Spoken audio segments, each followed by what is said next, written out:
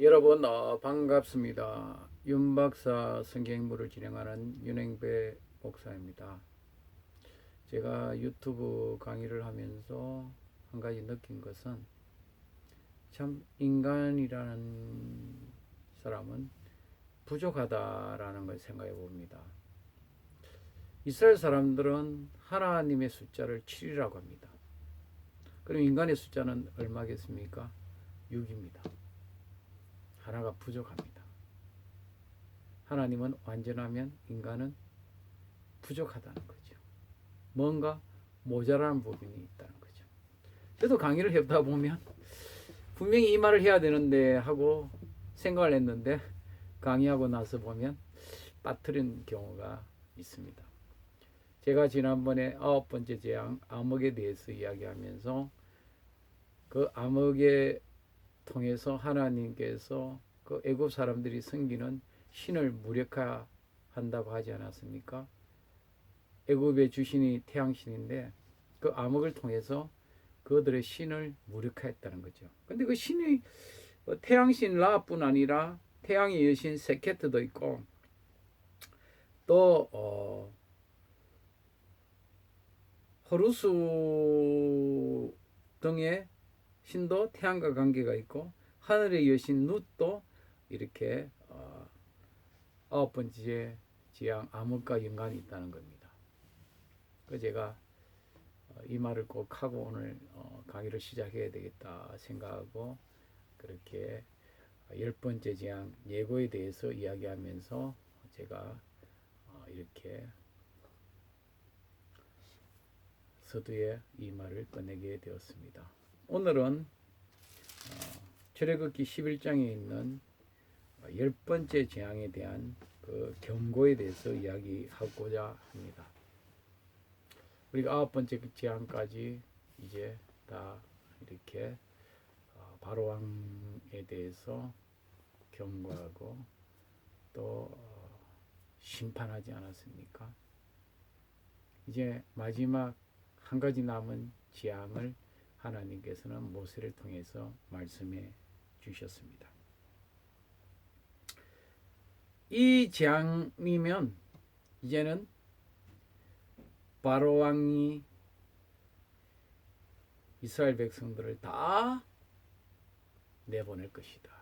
반드시 쫓아내듯이 다 내보낼 것이다. 그렇게 하나님 말씀하셨습니다. 이제는 뭐 우리가 알다시피 바로 왕이 여기서 해라, 멀리 가지 마라, 장정들만 가라, 어린아이들은 남겨둬라, 가축은 데려가지 마라, 뭐 온갖 그 타이반을 내놓고 모세의 발목을 잡지 않았습니까? 근데 이제는 그 조건 없이 이제는 막 꼴도 보기 싫다는 식으로 바로왕이 내보낼 것이라는 것이죠. 근데 더 중요한 것은 하나님이 모세를 통해서 말씀하십니다. 이스라엘 백성들이 이웃들에게 은금 패물을 구하게 해라. 은금 패물을 구하게 해라. 아브라함에게도 말씀하셨던 것처럼 빈손으로 나가지 않을 거라고 말씀하지 않았습니까? 여러분, 이 이스라엘 백성들이요 430년 동안 노예 생활하면서 빈손을 놓을 수 없었습니다. 하나님께서 그 애굽 백성들에게 하나님 백성을 두려워하는 마음으로 하나님을 두려워하는 마음으로 모세를 두려워하는 마음으로 그 백성들에게 은혜를 베풀도록 하나님이 역사하셨습니다. 그래서 은도 금도 어부까지 70여기에 보면 어부까지 그렇게 받아서 나가는 것을 볼 수가 있습니다. 세상에는 공짜가 없습니다. 430년 동안 애굽에서 그 일한 노동의 대가를 하나님은 다 계산해서 챙겨 나가겠습니다. 우리가 알다시피 이 이스라엘 백성들은 유랑의 백성 아닙니까? 2000년 동안 나라 없이 방황하지 않았습니까? 주 70년에 로마 디토스 장군에 의해서 예루살렘이 함락되고 그 후로 이스라엘 백성들이 방황하지 않습니까? 뭐 애굽에서도 430년 동안 노예 생활하고 그렇게 이스라엘 백성의 역사는 아브라함 이후로 방랑의 역사라고 할 수 있는데, 그들에게서 가장 귀한 것은 은과 금에 대한 폐물이었습니다. 지금도 이 이스라엘 사람들은 이 IT가 발달했지만요, 이 금, 은, 보석 이런 것에 대해서 아주 전문가들이 많습니다. 왜? 그들이 어디 갈 때는 땅을 팔고 가는 것이 아니라 집에 갖고 있는 금폐물을 가지고 떠나야 했기 때문에 항상 그들은 땅에 묻어놓지 않고 은과 금이나 다이아몬드나 이런 보석에 투자를 하고, 또 그 분야에 지금도 큰 영향력을 미치고 있습니다.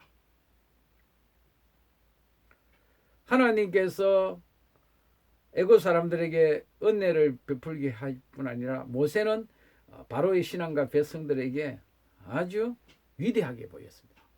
제가 지난번에 강의했지만 하나님께서 모세를 신으로 만들어주지 않습니까?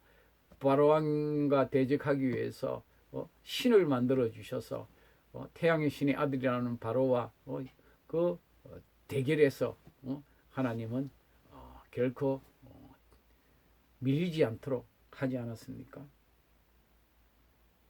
실제로 첫 번째부터 아홉 번째 재앙을 통해서 그 이스라엘 애굽의 그 신하들이 두려워하지 않았습니까?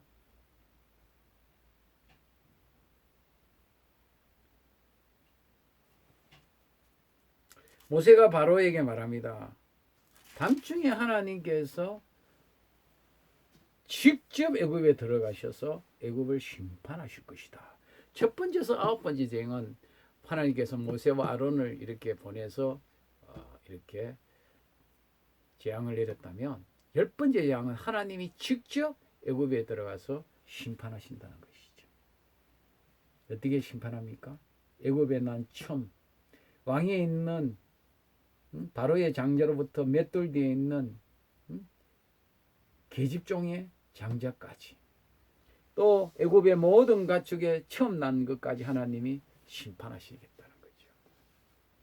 당시 그 애굽은요, 생명을 부여하는 신 오시리스를 섬겼고 생명을 수호하는 신 이시스를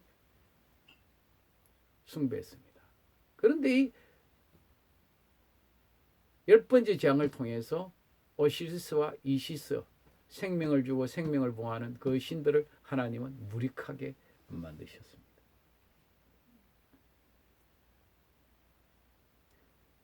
그러므로 인해서 애굽에는 전무후무한 큰 애곡이 있을 것이다. 그렇게 하나님이 경고하지 않았습니까?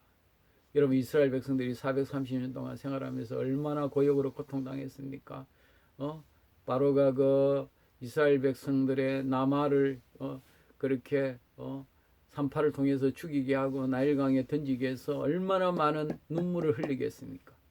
하나님께서 그 눈물을 이제 갚아주셨다는 거죠. 그 이스라엘 백성들의 원통을 풀어주셨다는 것이죠.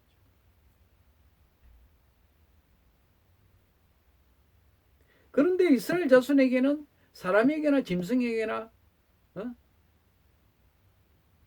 아무 피해가 없게 하시겠다는 거죠. 지금 애국은 밤중에 장자 들이 다 죽임을 당하고 가축의 첫 새끼들이 다 죽임을 당하지만 이스라엘은 평안하게 그 밤을 지낸다는 거죠. 그래서 개가 짖지도 않을 것이다. 개가 평안하니까, 개가 뭔 일이 있으면 왈왈왈 짖지 않습니까? 그런데 개가 조용하겠다는 거죠. 아무 일이 없다는 거죠. 이스라엘 땅에는 아무 일이 없다는 거죠. 하나님께서 구별하셨다는 거죠. 이렇게 예고할 때 그 모든 애굽의 신하가 바로 왕이 보는 앞에서도 모세에게 내려와서 절하면서 어서 빨리 이 백성들이 나가라고 그렇게 이야기하지 않습니까? 여덟 번째 재앙에도 바로 왕에게 이 신하들이 직접 이야기했습니까? 왕이 이 나라가 다 망하게 됐는데 어서 빨리 보내지 않습니까? 라고 재촉하지 않았습니까?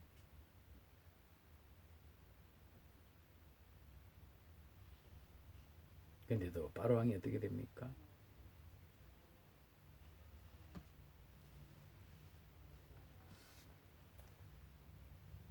애굽의 그 노동력인 이스라엘 백성들, 그들의 노동력과 그들이 가진 그 가축들이 탄이 나서 보낼 수가 없었습니다.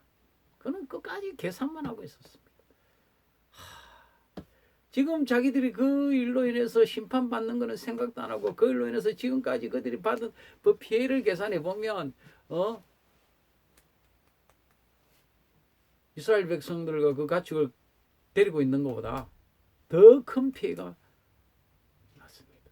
그럼에도 아까워서 끝끝내 손에 놓지를 못하는 것이죠. 이것이 바로 완악한 것이었죠. 여러분, 사람이요, 계산을 하면 안 돼요. 바로왕은 계산을 하다가 하나님 말씀보다 계산하다가 어떻게 됐습니까? 주판 놓다가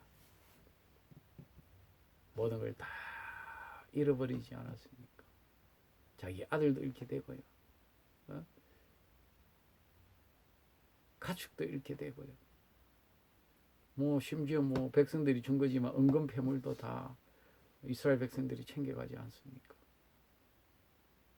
여러분, 하나님의 말씀이 인간의 계산보다 더 중요함을 우리는 이 10장을 통해서 알 수가 있습니다. 오늘도 저희 강의를 들어주셔서 너무나 감사합니다. 여러분, 이 강의를 들으시고 또 주위 분들에게 많이 소개해 주시고 구독해 주십시오.